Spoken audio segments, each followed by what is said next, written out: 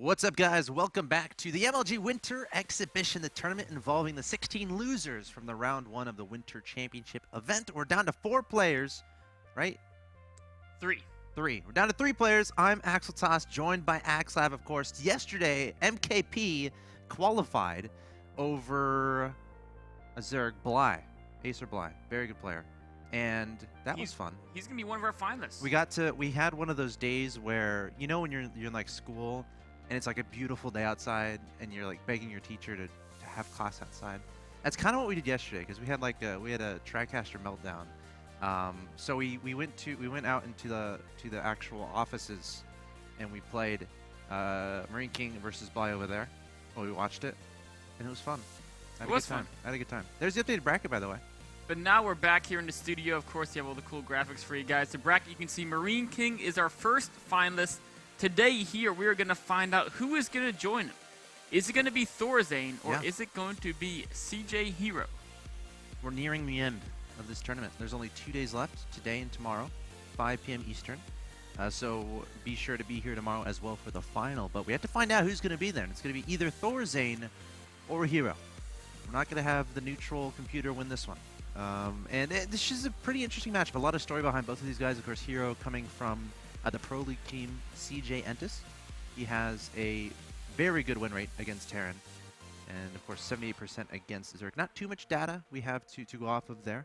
But definitely considered one of the best Protosses in the area, or actually around the world, honestly. I would definitely put him up there, one of the top couple Protosses in the world. Extremely strong. We can see they're 4th in WCS Asia. He's been in the top 5 of Pro League standings for the first 3 rounds of Pro League. By the end of the round, he's been always in that top 5 list.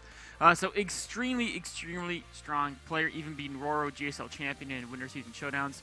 But Thorzain. Thorzain has already beaten one of these world-class Korean players. So, I mean, herO's the guy who got 4th in WCS Asia. Thorzain just beat Creator.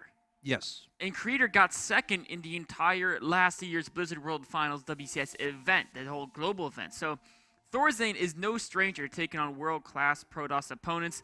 He showed it against Creator. If you missed those games, catch him on youtube.com/official. MLGSC2, they were played just 2 days ago on Tuesday. Tuesday. Great match there. Yep. And he has a really unique style. So look for him to go for that long game, utilize the Ghost Micro extensively. This is one of my favorite matches from this tournament. And again, every single match from this tournament is on the YouTube channel, so definitely check that out. That one, and of course, Seed versus Marine King definitely stuck out to me. But who knows? Maybe today will produce some fantastic games as well. I'm sure it will. Again, one of the premier foreigner players who has a ridiculous win rate against Terran, which is very notable, or against Protoss, excuse me, which is very notable considering he's playing a Protoss, but not just any Protoss. herO, again, one of the best Protosses in the world. If he looks at you, you start shaking in fear. So I'm interested to see what happens here. Shall we continue? Let's do it. Let's fire it up. Game number 1 is going to be on Cloud Kingdom. Of course, this is what we saw his opening game in Thorzain versus Creator, and Thorzain looked very good, but then Cloud Kingdom has so many narrow passes. Creator got Thorzain backed into one in the top left, took out a large chunk of his army. Yeah. And then, about 10 minutes later, kind of evened the game out, able to finish Thorzain off on the left side of the map with a really nice flanking maneuver. That was a really strange game, now that I'm... It was a fun game to watch. Oh, it was absolutely very fun. But Thorzain literally put his whole army inside a little corridor, which you don't see too often. But in any case, we'll have to see how he does here today. He ended up winning that match, so it didn't really matter that much in the long run. But here we go. In the bottom left-hand location of Cloud Kingdom, we have the Red Terran player representing Team Evil Geniuses. A lot of people are currently calling him the King in the North. He is Thorzain. Formidable Terran player. His opponent may be even more formidable. He's the Blue Protoss player representing Team CJ. Yes, it is herO with a capital O. Do not be confused. This is not Liquid herO. I know a lot of people are sometimes confused between the two. Again, the difference being Liquid herO generally is going to have a capital H in his name, and this herO generally has a capital O in his name. Yes. I'm just waiting Liquid until... herO plays for Team Liquid, yes. and this herO plays for Team CJ, one of the teams, one of the KeSPA teams participating in the Pro League. Yeah, they're both in Korea right now, both herOs. Yes. However, I think Liquid herO said he wanted to play in the North American WCS, if remember seeing that list correctly. This is true. So we'll see if he competes in the qualifiers. Of course, those Yep. qualifiers, they're gonna start in about a week. The qualifiers start in a week and a day. They're broadcasted in a week and 2 days. So stay tuned for those, 'cause that's going to be very exciting WCS matches coming for us. But on to this game, we see Thorzain neglecting the gas. Of course, he did that in 4 of the 5 games against Creator, went for the gasless expansion. 3 out of 5 games, he did a 1 barracks expansion. 1 of the 5 games, he did a 2 barracks pressure into expansion, still gasless. And then, of course, the other game, he did some Widowmine drop shenanigans. And that game, actually, the Widowmine drops didn't work out too well for him. But going for a very standard opening this game, expansion with just 1 depot. So getting command center before the 2nd depot. And what this does is it cuts into his marine count. You can see he had delayed his 2nd marine for quite some time, and even when that 2nd marine pops out, there'll be a slight delay before he can start his 3rd marine. And this is something that was extremely common in Wings of Liberty, but I've actually noticed it being less common in Heart of the Swarm, because if your Protoss opponent opens for a Zealot Stalker Mothership attack and you don't get that bunker up in time and you only have 2 marines, you can be in trouble. But Thorzain, of course, might be pretty likely here. It is, but Thorzain has SCV, so he knows there's no gateway units coming at him yet. He knows there was no Zealot. And he knows when he needs to start that bunker if it's necessary. Openings in Heart of the Swarm have been really interesting to kind of watch throughout the development of Heart of the Swarm, and of course the metagame in Protoss versus Terran. So we're going to see what happens here, because obviously you're going to want to get that expansion down as fast as possible generally, but there's a lot of stuff from Terran that you have to worry about that you didn't have to worry about in Wings of Liberty, like Widowmine drops, the faster medevacs, and of course, you know, Reapers, you know, just a few examples. So it's become an interesting, you know, it's been really interesting to see what kind of builds these Protoss players are using to put that pressure on and to stay safe from that scary stuff in the Terran, while at the same time, again, getting that expo down as fast as possible. herO electing to go for a very fast Mothership Core, not necessarily prioritizing gateway units. His first gateway unit, it looks like it's a Sentry, so it looks like he didn't even get a Stalker or a Zealot.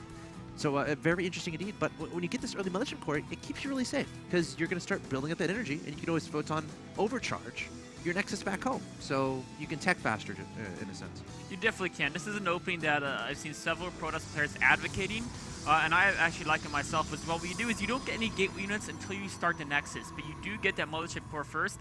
That deflects Reapers better than pretty much any gateway unit can. And, like you said, you start building up energy for Photon Overcharge. And also, you can scout. Creator, herO, he's already scouted exactly what his opponent's done. He's seen the expansion time, he knows it was a gases expansion, sees double gas, sees the add-ons even, so he knows he's fighting Thorzain's very standard build. And all he had to do is see the timing of the add-ons. Well, he didn't see that there were 2 barracks on him. He knows there were 2 barracks. From the time he came in and they were both completed, it had to be 2 barracks. So he's just very on top of knowing exactly what's going on. He can proceed to whatever type of game he wants to proceed to from here. Also, already getting 2 sentries out, which is like a pretty big deal. Obviously, Hallucinate is going to be free in Heart of the Swarm, as far as you don't have to research it. Of course, it still costs energy, but since herO got those sentries out so early, he can use Hallucinate pretty much whenever he wants at this point, which can be instrumental in scouting what your Terran opponent is doing. Reaper coming forward, trying to be as annoying as possible. Getting down to 44 health, but that will come back, getting 1 probe kill, it looks like, and that was first blood. But herO going to be adding on a Forge, adding on 2 Forges here. Also has a Robo, so he can make an Observer if he wants, going up to that Robotics Bay. So, going to go for that heavy upgrade, Colossus style, at least as of right now. And the Reaper from Thorzain, even though it got 1 probe kill, it was by no means a failure. That Reaper did a complete circuit around herO's base. It saw absolutely everything, of course. Didn't get to see those Forges because they were thrown down afterwards. But the main purpose of that Reaper is to identify, are there fast DTs coming? Is there a mass gateway attack coming? And he saw 3 gates of Robo, he saw the amount of probes in the current base allocation. He knows that basically exactly what's happening. He saw the sentries. If he saw 3 gates in the Robo and only 1 sentry or no sentries, then you could say, where's the gas? Maybe it's a DT drop. But given what he's seen, he knows exactly what's coming at him, and he knows he's safe to go ahead and take some map control with that early Bioforce. herO has 3 observers on the field. I'm seeing a lot more of this in Heart of the Swarm out of the pro players. Really prioritizing a lot of observers. If you can have good vision of the map, you can more quickly spot those medevac drops that can be very surprising. Obviously, medevacs can move very fast with the Photon or with the Ignite Afterburners. So it's nice to be able to see as much of the map as possible, so you can kind of predict when those drops are coming, and you can prepare accordingly, so you don't lose to a double medevac drop, which is actually pretty possible in Heart of the Swarm. All of a sudden, there's a bunch of Marines and Marauders in your base. You lose a lot of probes. It's going to be a very difficult game for you. It is. We can definitely see the power of those observers. If you look at herO's view, he's got great vision over all the different drop paths. That Mothership Core. Where is it, Nick? It's Because you want to be able to use Photon Overcharge right now. Where is the guy? Yeah, he's defending the drop. He's in his main, making sure that if there's a drop over the top, he can Photon Overcharge that. Yep. I think, given the fact that he has all the Sentry energy, I don't think he's worried about a direct confrontation with the primarily Marine force. Sentries and Colossus combined basically can beat a ton of Marines if there's no Viking support for them, unless there's a massive flank. So he's confident defending the front, warping in more and more Stalkers now. He's also finished 1-1, hasn't quite started 2-2 yet, but he's going for a blink. I've seen more often than not, I've seen Protoss go for charge for this type of opening, but I think herO is really aware of the threat of medevacs, and he also wants to... Wow, great scan. Nice scan, yeah. I also think he wants to get blink because he feels he's going to have a stronger army going forward with the better upgrades. And blink is a way where you can punish your opponent for overextending. They extend too far, they have to retreat, you can blink and get a couple free kills. Alright, so these medevacs are definitely going to be seen. Thorzain going to drop them, immediately take down the Stalker, but here going to take advantage, try to press down this ramp. Thorzain caught a little bit off guard here, going to try to scurry away. Will the force field get down and prevent the retreat? No, it won't. herO catching his opponent off guard there, and every bit of time that is in your favor, that you can gain here from herO is going to be good. It enables you to get all your powerful units out, more Colossi, transition into Storm. The more time, the better. And just like that, herO gave himself 30 seconds. Exactly, and that's not always the case in Protoss vs. Terran, but when you're going double forward, your opponent hasn't even started their armor yet. herO's going to be have a massively strong army once he gets those 2-2 upgrades finished, because Thorzain is nowhere even close to 2-2. He only has one engineering bay, just now starting a second engineering bay and an armory. So herO's definitely going to have a timing there where he's going to have the dominant force. He's even going to Templar Archives. So one thing we notice is he's getting some Colossi, but he's not going to devote his entire power to the Colossi. So even if Thorzain gets enough Vikings to deal with him, with the superior upgrades, Charge Loss Archons or Charge Loss plus Storm can do fine against the ground force on their own. All right, we see herO sending a hallucinated Phoenix across the field, going to try to get some scouting information, maybe try to spot, all right, what's his progress on upgrades, how many barracks does he have, is he doing any crazy transitions, does he have a Ghost Academy, stuff like that, and he's going to spot his opponent's third base, which is very nice to know, so he can realize, all right, my opponent isn't going to do any sort of crazy 2-base all-in, and... Neat little 4 Marine run by here by Thorzain. He's actually going to get 4, is that 5 probe kills, 6 probe kills, I think. Definitely worth, or maybe it was 5. Definitely worth the 4 Marines, though. Yep. The one thing I'm a little bit worried about Thorzain, if you look at Thorzain's barracks, he's got 4 tech labs, only a single reactor. And that's something he does a lot of time because he wants to go very ghost heavy. But the problem that could happen is if Thorzain gets stuck in a mid-game engagement, he's going to have an exceptionally hard time replacing Marines.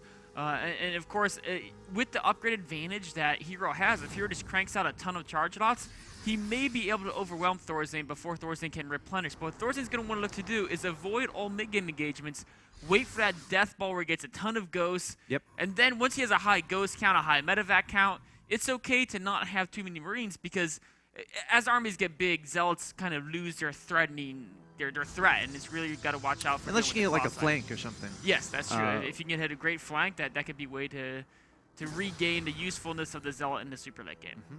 See 5 additional gateways, and of course counterattacks are going to be huge as the game goes along, with Charge Lots, and even later on, perhaps Dark Templar, of course the Dark Shrine, a little bit cheaper in Heart of the Storm, so we're seeing a lot more Protoss players utilize that as the game goes along. Look at the upgrades, 3-3 is about to finish here for herO to the 2-2 of Thorzain. So herO looks like he's going to have a pretty nice upgrade advantage as this game continues.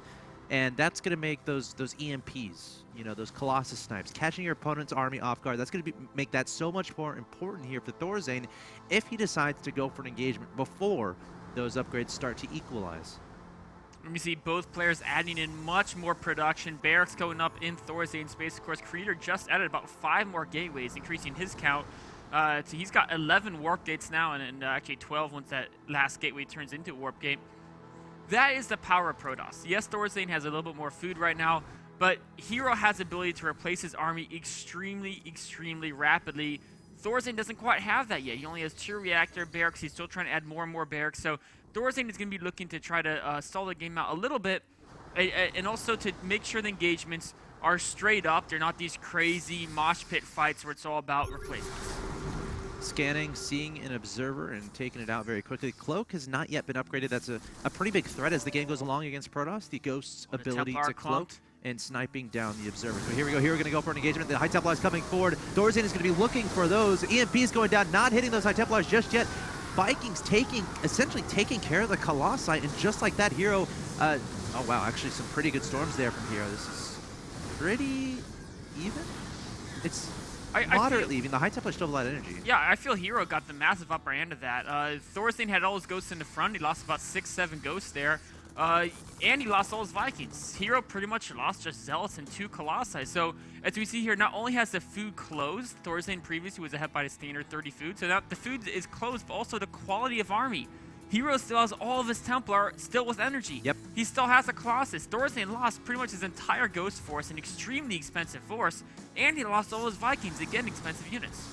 All right, herO might be looking to capitalize on the ever so slight advantage he might have at this point. Up 181 to 170 in supply, securing a 4th base. He has pylons scattered on this side of the map, so he's going to love engaging here because he can reinforce very quickly. Going to be taking out a few stray Marines and now going to march towards herO. Look at that, flanking with a Militia Corps and going for those time warps. And just like that, Thorzain can't really retreat. Storms going down onto the Ghost Marines and Marauders. herO with the great handling of the situation, but the High Templar is getting EMP'd. However, somewhere a storm came down and Thorzain throwing down the GG. Wow. Another one of those games that it just comes down to one engagement. It herO does. getting those those time warps down. Just great play. It was, you know, it was similar here. Is similar to how we saw Creator beat Thorzain on Cloud Kingdom. Is something Protosses are doing is they're keeping an eye for where the ghosts are in a Terran army. If all the ghosts are at the front, they keep the Templar back. They kill the ghosts. They lose Zealots, but trading Zealots for ghosts is an amazing trade. Then the Templar come in and clean up the situation. It's exactly what happened here again to Thorzain. All the ghosts went down, and you know Templar cleaned it up. And if you looked at units lost tab right after that battle, it was about. The initial one? Right, yeah, the initial battle. Yeah. Thorzain lost close to twice as many units as herO. Not in numbers, because it was just Zealots versus Ghosts, but in quality and in resources. So herO understanding positioning very well and taking advantage when Thorzain's units were a little bit out of position. And having pylons just near that location is just pretty huge as well. Again, being able to reinforce really fast is great. You know, Cloud Kingdom is again one of those maps that it comes down to positioning a lot. There's not like massive open spaces, especially as a Terran player. That's kind of what you're looking for. There's a lot of ramps here and there, and herO able to handle every engagement pretty much how he wanted to handle it. So guys, that's going to conclude game 1 of this best of 5. herO is currently up 1-0. Thorzain has some work to do, but he's a player who can definitely has the ability to make a comeback happen. So stay tuned, guys. Game 2 coming up.